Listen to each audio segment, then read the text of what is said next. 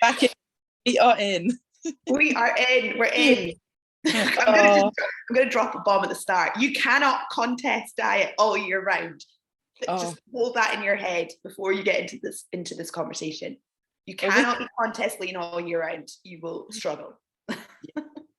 Well, even now, off the back of the show in September, I'm still only just getting that like full brain function, and it's really hard initially when you compete to actually accept that is a thing. Like you're like, no, I'm fine, and you forget things and things slip your mind and you get things wrong, and obviously everyone has that ego in the back of their mind, and that can rear its head. But essentially it's like, if you prep all the time and you don't have that off-season phase or that maintenance phase or whatever it's going to be, it blows your mind. And I just don't know how you can even function for those long periods of time when you don't have that time out. Yeah, 100%. And I think, this is so current, because I mean, hundreds of people have just come off stage. We're in December. The likelihood is you've either finished your contest season quite recently, or you're maybe just about to. I know there's 1 or 2 stragglers at the end of the year. But everyone really realizes, I think, a week or 2 post your shows that you're not as lean as you were. So that's the first thing. That, you start to compare yourself to that look that you had, and you kind of come away with like a set of post-competition blues that, you see your body start to change a wee bit. You have some off-plan foods. Your body maybe is fluctuating in water quite a lot. You're a wee bit bloated. And that 2 weeks can be an absolute mind screw.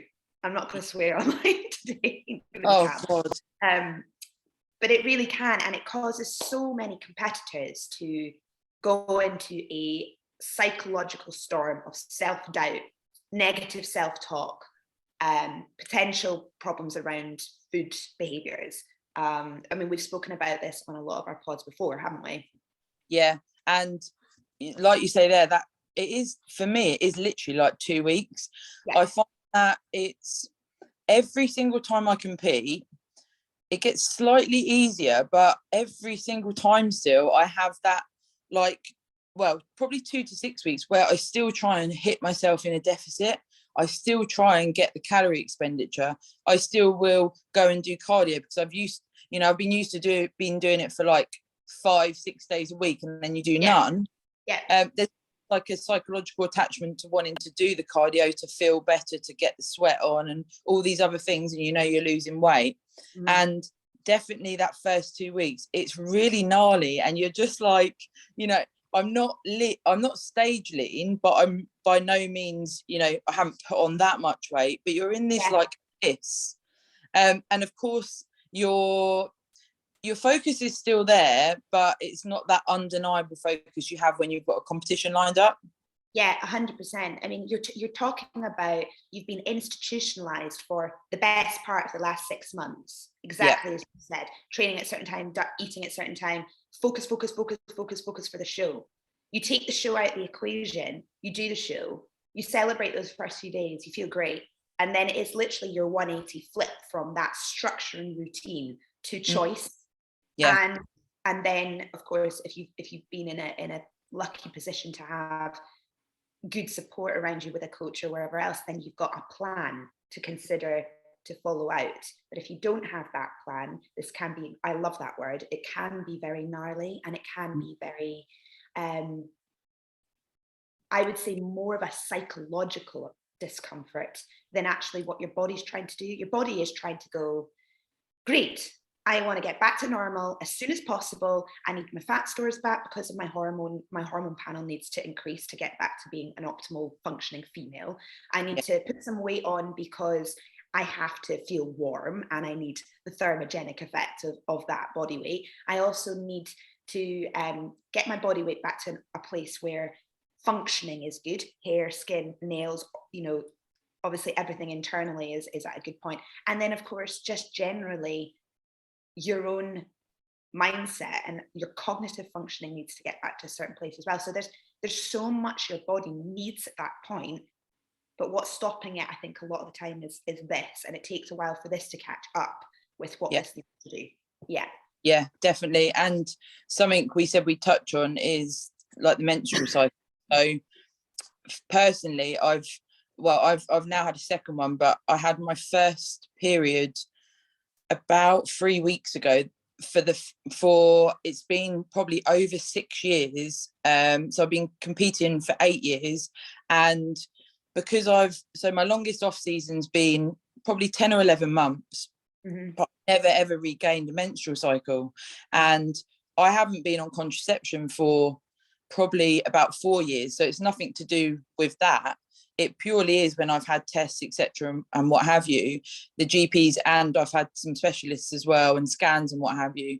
They've said it is because of the extreme training, the extreme dieting, and never getting to that point where your body is allowed to basically function as it should. And we've sort of said 6 to 8 kilos is a real sweet spot for an off season. I think previously, until this time round, I've always like tried to elongate that 6 to 8 kilos. So I've tried to basically use 10 months to then just about get to about 8 kilos in my last few off seasons.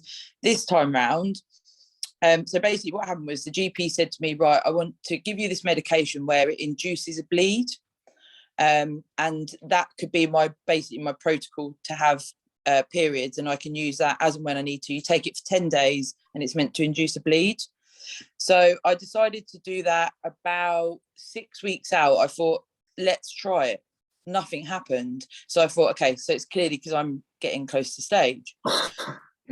So I decided, like, for this one, so it was like just over 4 weeks ago, I started the 10 days.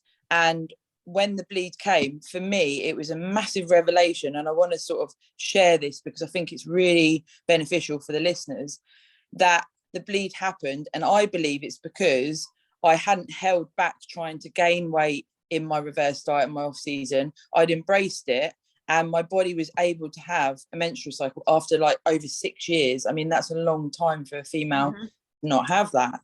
And now this time around, where it's happened now, I haven't taken the pills. It's a natural cycle, and I'm quite blown away, really. I mean, obviously, like I said to you before we hit record, it's extremely annoying. I was like, you get it and you're like, yay, for the first day when it comes back, and then you're like, this is shit. It's like I had period pains for the first time, for so long, and I was like, oh, they're horrible. Yeah. I remember that feeling as well, though, was getting it back the first time, and it's almost as if the symptoms themselves kick you 10 times harder. Lower back pain, bloating, nausea, you're just literally, the whole thing is just times 10. It's horrible. Yeah. And I still can't believe how crazy it is that your body is that efficient at shutting off those functions that aren't potentially, you don't need them, as it were. It's, I think, we should embrace as females. But my body, really, when I'm looking back, I would say the signs are that for 6 years, my body's been on that sort of almost fight mode to try and just keep getting through. And at the height of an off season, I always get to the height of my off season because I've then suddenly embraced it, and I'm like, I don't want to prep again because I actually feel like a human being.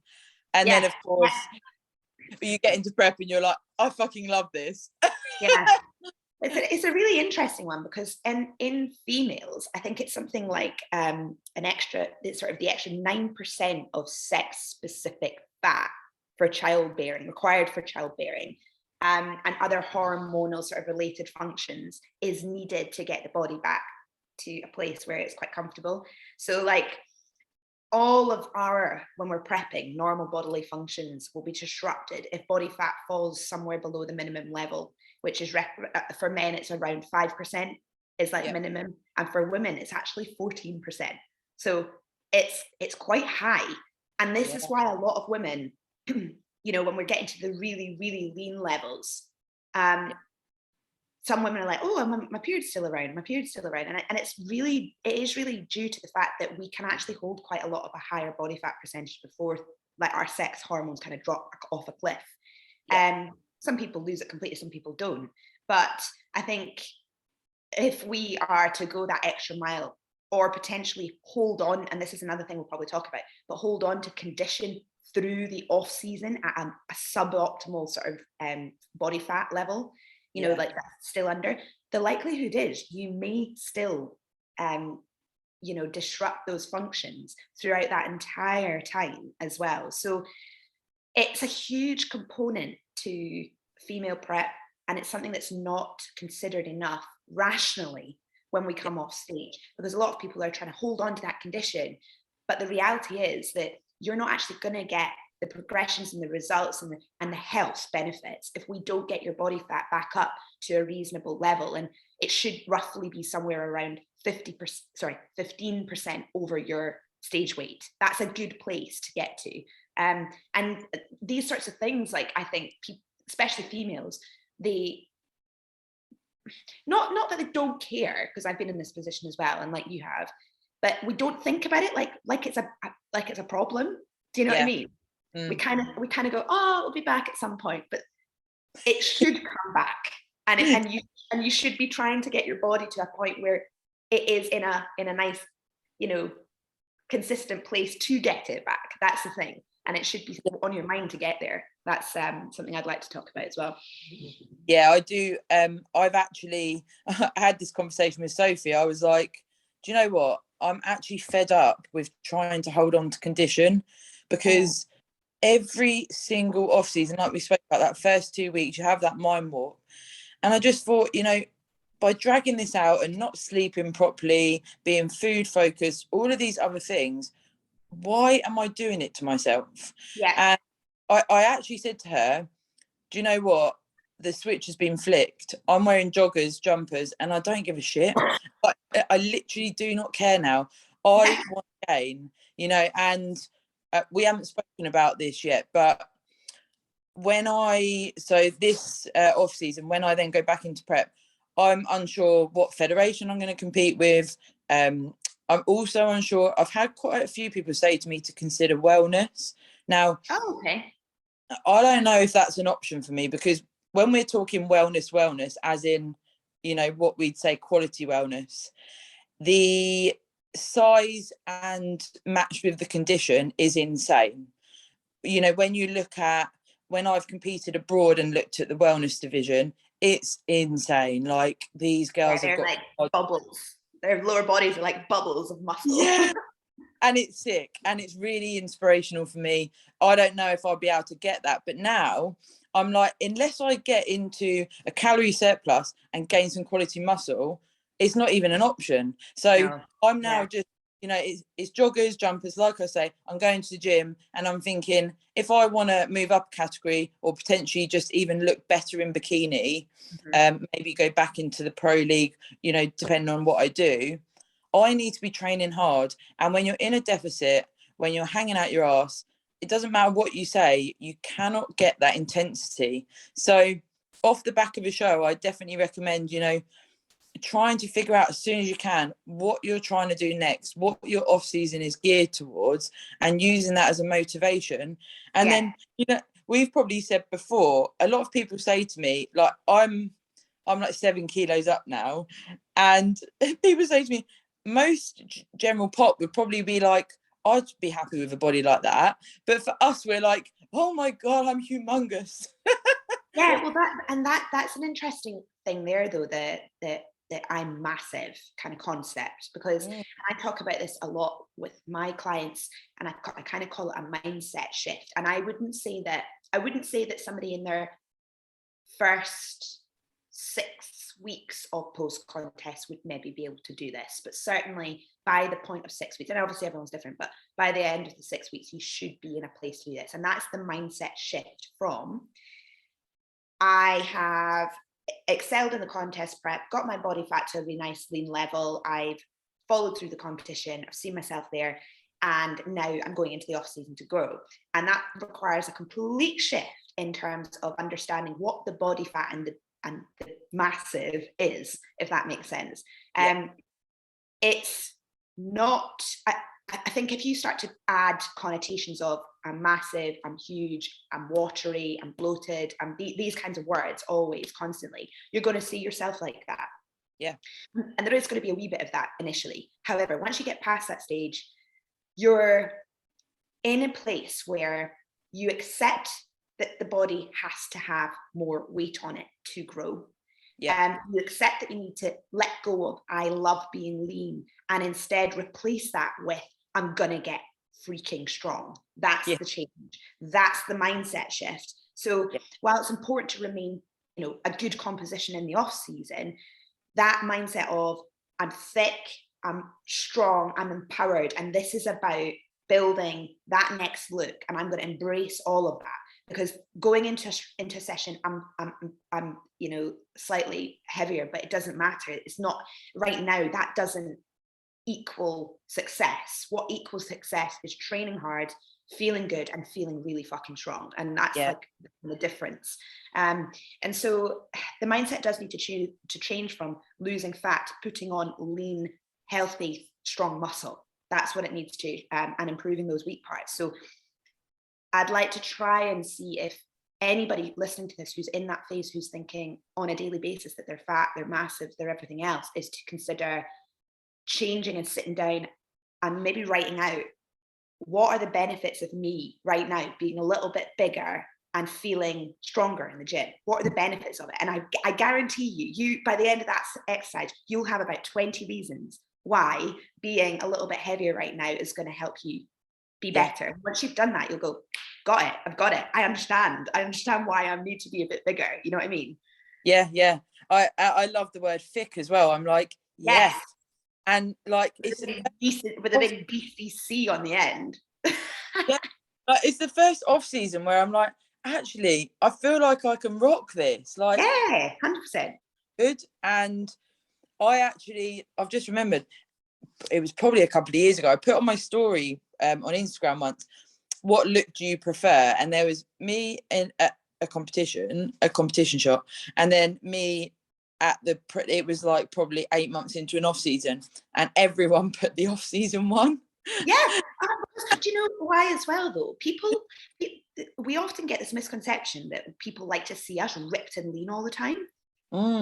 It's not something, sometimes in a competition context around that time of year, of course you're looking at that, but any other time people want to see people going after their goal. Like they want to see them training hard. They don't want to see them doing a ton of extra cardio and just going through motions of their workouts to get to a competition stage. Like they want to see people changing that mentality to being focused, thick, feeling good about themselves, and building that confidence again, getting their numbers up in the gym, chasing after some healthy, decent muscle tissue. That people get behind that. They love it. And there's a reason, because it's something we can all relate to. The contest prep is hard, and it's something that if you really want to do it, it's a phenomenal goal. But the actual training and bettering yourself both mentally and physically is something that people really admire and are inspired by that. So I totally understand that, why people are like, hell yeah, there's Sarah like going after a goal in the gym. Great. Yeah. I don't know about you, but I always get like, especially my team at work. So probably from about 4 weeks out, Dave, who's part of my team, he always says, are you okay? And I'm like, is everything all right? Yeah. I know that then is, he's older than me, and he starts to worry, and he's like, take it steady, And then yesterday he was like, so are you on that dieting thing at the moment? Are you allowed a cake tomorrow? I was like, hell yeah. And I think it's not necessarily that people want to like feed you up, but people are like, could I enjoy a bit of cake with you? Yeah, 100%. And it's a time to Yeah, it's so important. Like, I guess for you being in a relationship, like you and Andy, being able to like go for your first meal out and stuff like that, that's probably quite a nice, almost monumental moment, and that shift into off season as well, things like this. Yeah, it absolutely is. And I think, I was having this conversation with actually another great competitor who's up here in my gym last night. And we were talking about this, like the more experience you get doing this, you don't necessarily realize, but you become much more balanced with the extremes of the sport that you do. So, you know, you may be deep in the middle of the prep and it's really challenging, but you don't have the same kind of almost panic response or a stress response you did maybe in the beginning years. And it's the same with the off season. When you come off stage, you're well aware that your body's about to change and you're about to go through a lot of just psychological you know, ups and downs. Your body's going to throw you little symptoms here and there, but you know that, and this is something I'm going to kind of put out there that a lot of people I know do, and some things I'm dealing with my clients as well. No amount of kind of jumping to extra cardio, depleting your calories, doing kind of guilt exercise, which is what I call it, you know, going to the gym, sitting and kind of beating yourself up because of the small amount of weight gain that you might have given is going to do you any good. And I think whilst there's two sides of the coin, like you don't want to kind of hold your body fat really low and fight to stay there. But you also don't want to go to the full opposite side of that coin, which is gaining, you know, 25 to 40 pounds or whatever. You know, 6 weeks. Yeah. So there is a balance, and you do have to be smart. But I think being really sensible and rational about things is going to be really vital at that key point. And this is sometimes why you need somebody in your corner, so that you don't let your mind spiral off into lots of kind of crazy areas. And I think that's what I'm talking about in terms of the experience. That's something that if you're only in year 1 or year 2, you're still in that danger zone there a little bit. And you need to just focus on formulating a training plan and getting yourself back into an even keel, so that you've got something to focus on post the show, and that you're not just lost in limbo, as you've said earlier on. Yeah. And off the back of that, something's just come into my mind. Steve and I often have the conversations of, if you maintain this level of cardio and training that you do during a prep, and you might have the surplus, but potentially there's probably people listening that will add cardio in and potentially not tell their coach. Yeah, potentially say they're going to have an off-plan meal, but they'll go for, you know, don't give me any sauces, don't give me any bread, I just want some chicken and broccoli. And that's not an off-plan meal that, you know, your coach is potentially promoting. You know, there's loads of ways you can cheat the system. And, you know, I talk from experience. So if this happens, when you then go back into a prep, your toolbox is very empty. How are you going to add things that are going to take you into a deficit over a long period of time if you're already doing a huge amount of them in an off season? So if you're still maintaining really high steps, 15 to 20k, say, if you're still doing cardio 3 times a week, if you're saying you're having an off-plan meal, but that's still quite a restricted meal, when you then go into a prep, it's like, okay, so what can we do? Go into calorie, just take the food really low, take the cardio really high, and you're almost setting yourself up for, not failure is the wrong word, but you're setting yourself up for so much of a harder time when you could enjoy an off-season period, get potential gains, and then when you go into a prep, hit it, you know, like look forward to this huge amount of cardio that's coming. I mean, that's it. It's like you want to be able to have all of those, I call them the variables or the tools in the box, available to you at the beginning of a prep. And you're absolutely right. You know, whilst I still agree that there's a baseline level of cardio, I don't like to use that word in off season, but activity that is fitness based, or, you know, healthy heart rate, beneficial, blood oxygen intake, you know, like, and all of these sorts of things. Like you need to have a base level of health and fitness, and having a bit of that activity will actually benefit your lifting potential.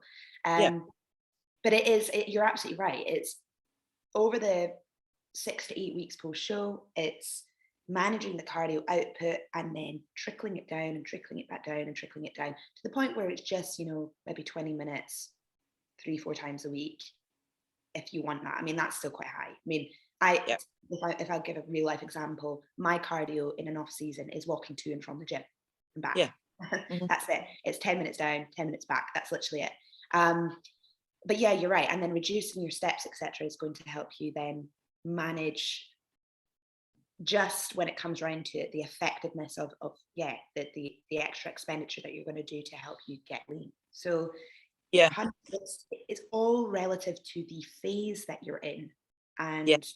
off-season phase, it's a very different vehicle. And this is the difference between the two. You have to see it as a very different vehicle. And once you've kind of come away from the show, you've adapted, you've changed, you've put a little bit of weight on, the next sort of stage from there has got to be clearly defining your next goal, whatever that might look like, and using that post-show window of lots of great food, great energy, to then get back in the gym after a small period of recovery, which is where I always go with my guys. I know some people will do it differently and they'll get their clients straight back in the gym. I have a slightly different approach to that. But having a goal is going to help the person get their mind clear so that they don't fall off. I don't know what you think to that.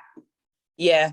And I also feel like, you know, that off-season phase as well, especially like, you know, we keep relating to that sort of 2 to 6 week period, because that's such an important time. Mm-hmm. Something that I was speaking to Jazz from Compact about a couple of weeks ago was me, Sophie and Tin, we've started like a baked goods company, and cool. Yeah, so it's really good. It's cookies, brownies, blondies, and Jazz and I got onto the subject of, people think those foods are just for when you get off stage and the next day. And it's, you know, it's that binge behavior, that period of time where it's like, can I eat as much as possible in regards to baked goods, pizzas, whatever it may be. And what Jazz and I were saying was, you know, actually, why can't we, you know, as a brand, promote things like, you know, having something like, say on a Saturday you have your off plan day, having a cookie each week in your off season for your 10 months or however long it is, rather than just bulk buying a load of these types of foods and just having it when you step off stage in the following day and maybe that week, putting on your 4 to 5 kilos in a week, and then in like, you know, incredibly shit. And also we were talking about your relationship with those foods is then suddenly very scarred, because you're like, well, those foods made me put on 4 to 5 kilos. Mm-hmm. You're not maybe realizing it's actually your behavior around those foods that's caused that. And then you get like, you almost get this, I'm not going to eat those foods now because I've let myself down because I ate them so much after a show.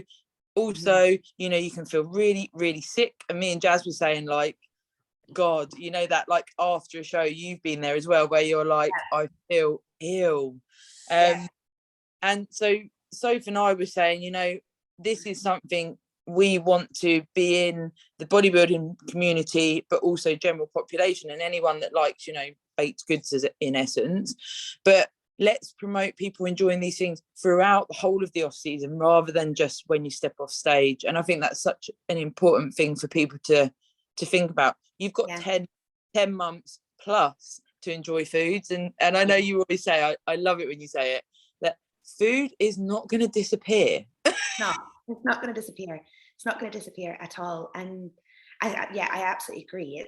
It's having perspective about the foods that you're eating in the off season, and allowing there to be some balance and enjoyment of the foods as well, because not everything has to be bland, boring. And what I find an interesting mindset pattern as well is that when you're in the prep, you're like, I love these foods. I love these foods. These are the foods I love. These are the foods I really enjoy. And then you come away from that, and initially you might not like kind of additional foods, but then you might start introducing them in. And some people don't, though, because they're convinced that that's the only foods they like. Yeah. Does that make sense? So it's hard to explain to people who are maybe a bit scared from coming away from those foods that the variation and the injection of baked goods or any other things that are in your diet is all part of a larger picture that's not going to exponentially mean you're going to gain 5 kilos in a week just from eating these foods. You know, even just the volume of rice and potatoes going up can be quite difficult for some people. 100%. And the automatic, you know, correlation between the portion size and your body is, oh my God, that portion's going to make me fat. Yeah. And it's just not. It's slightly more carbohydrates, but you can get a slight increase in more carbohydrates that looks like a lot more. Does that make sense? So it's getting people's kind of visual perception of foods to kind of almost get balanced and get rational, that it doesn't equate to, okay, that's 1,000 more calories. It's not. It's just that there's a higher portion against the actual grammage of whatever the macronutrient is. Yeah, and like you say, they're carbs. It really is, you know, it is probably out of all the food groups, the one that people do get scared of the most. And I've got to give a shout out to one of my clients here. He doesn't compete, but Paul, he basically wanted to turn his life around and his behaviors around food, because he, in essence, when we worked out what he was eating, he was probably eating 600 to 800 calories a day, just because he wasn't that fast and was trying to lose weight. And, you know, he wasn't realizing maybe that it was that low.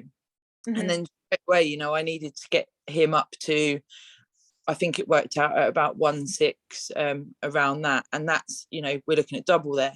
And he actually said to me the other day, I didn't want to tell you because I didn't want to almost let you down, but I was scared of incorporating the carbs, you know.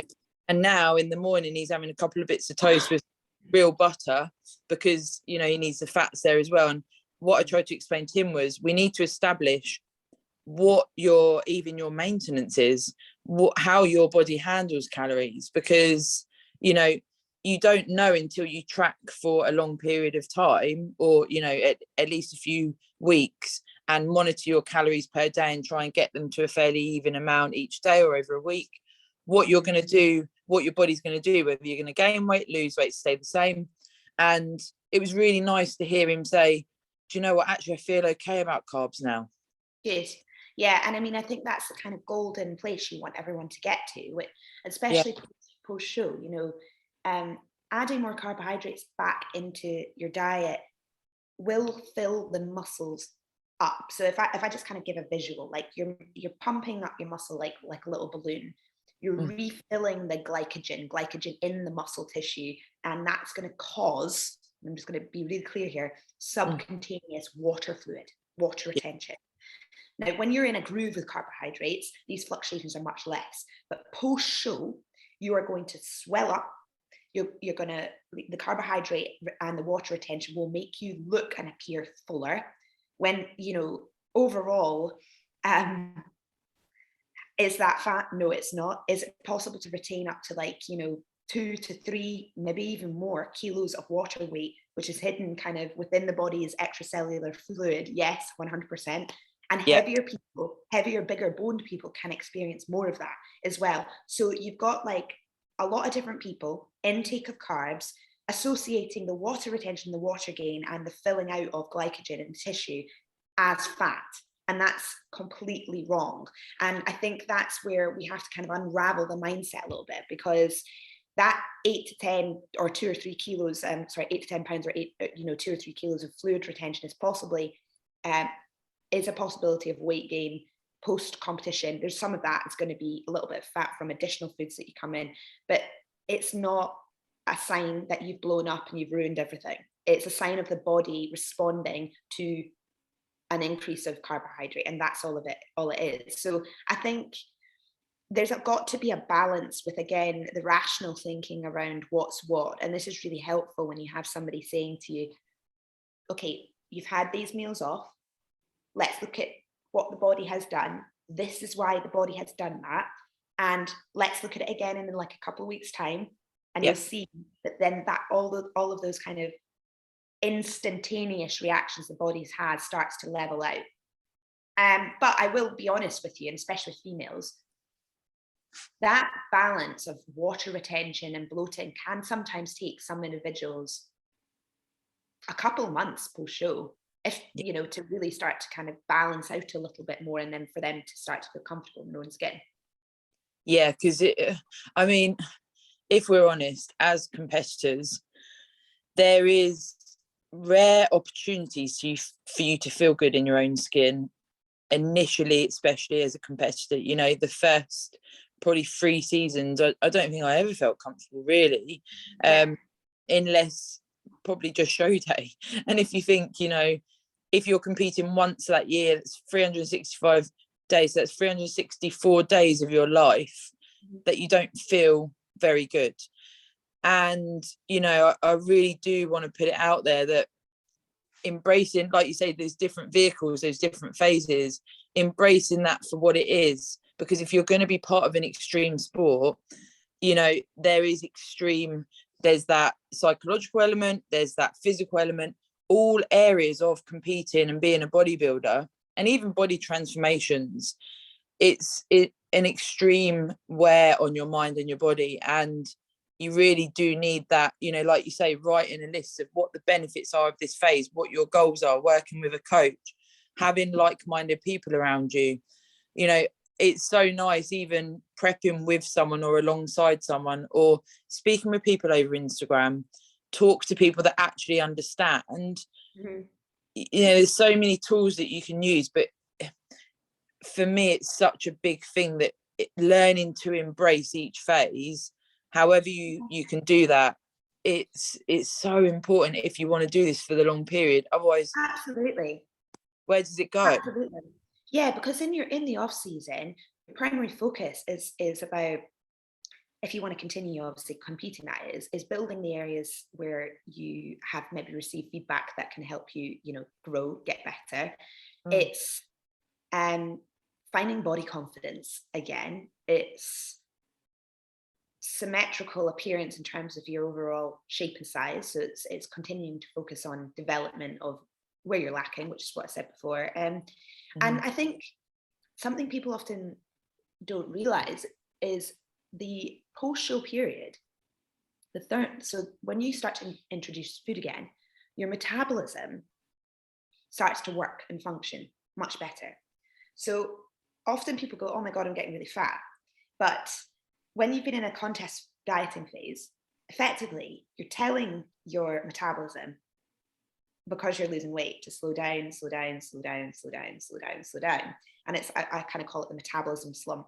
And this is why in contest prep, we eat little and often throughout the entire phase, because you're trying to keep that metabolism topped up all the time by introducing the food at every 2.5 hour interval. Yeah.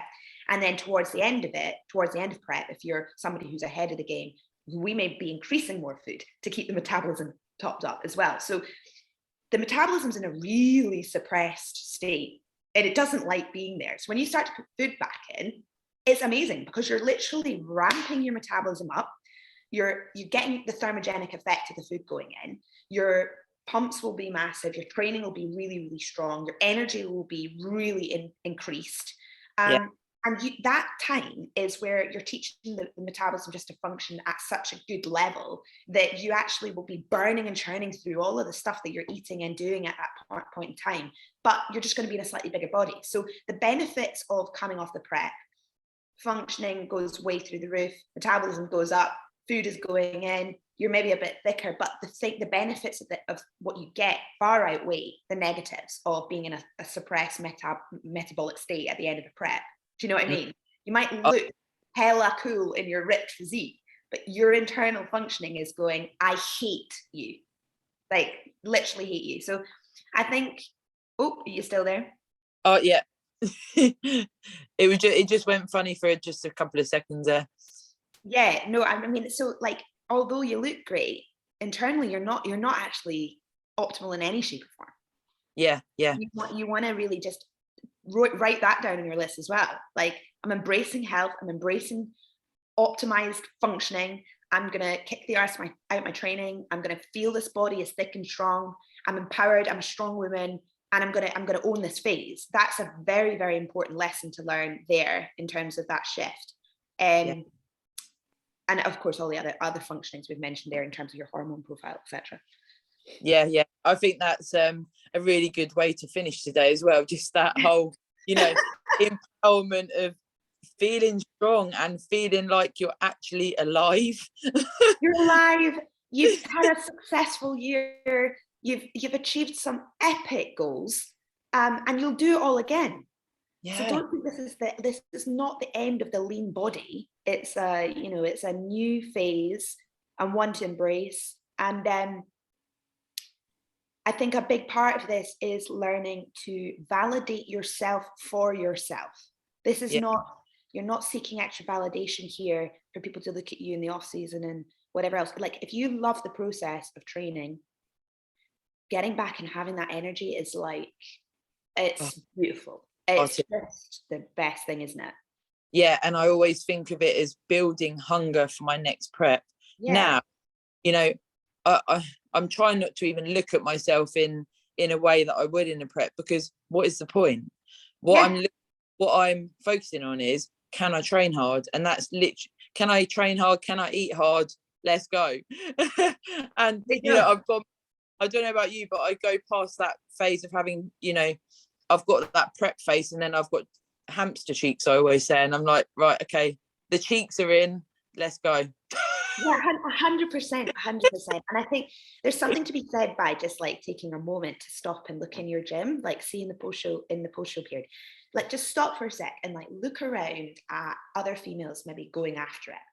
Yeah. And that will totally fire you up, by the way, because if you're in a gym similar to the one like I'm in up here, it's a really strong bodybuilding fueled kind of environment, and a lot of the other females they're going for it, and it really is, it's really nice to see, and it can kind of get you switched into that mindset rather than being the kind of small bodybuilder that's like, ripped to shreds, but and impressive, and it's super impressive, don't get me wrong, it's super impressive, but that's also impressive over there when they're doing like, I don't know, a couple 100 kilos on a leg press. There you go. It's like fun.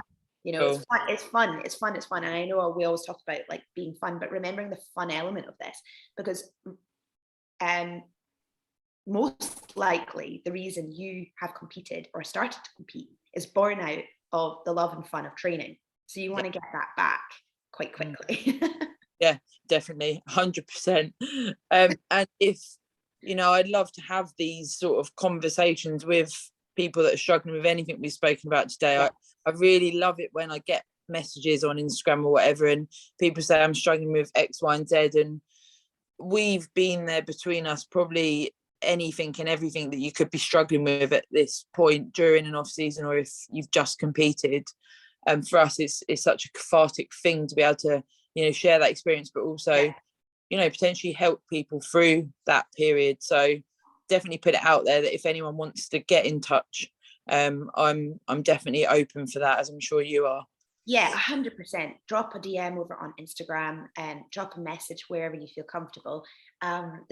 Please don't think, I always say this to my guys, no question is a wrong question, particularly at this point, even if you think it's daft, drop a message over, and please feel free to have that conversation, because if you can help shed some light on why you're feeling a certain way and break it down simply, it will really help you get back control of it so that you can make smart choices.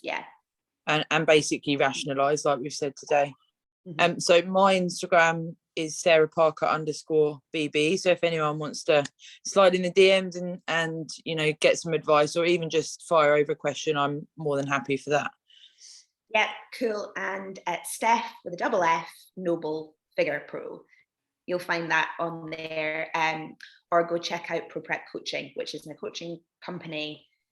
I put up a lot of kind of just posts about this stuff, like talking about it as well. So if there's anything on there that people need, please just go and have a look there.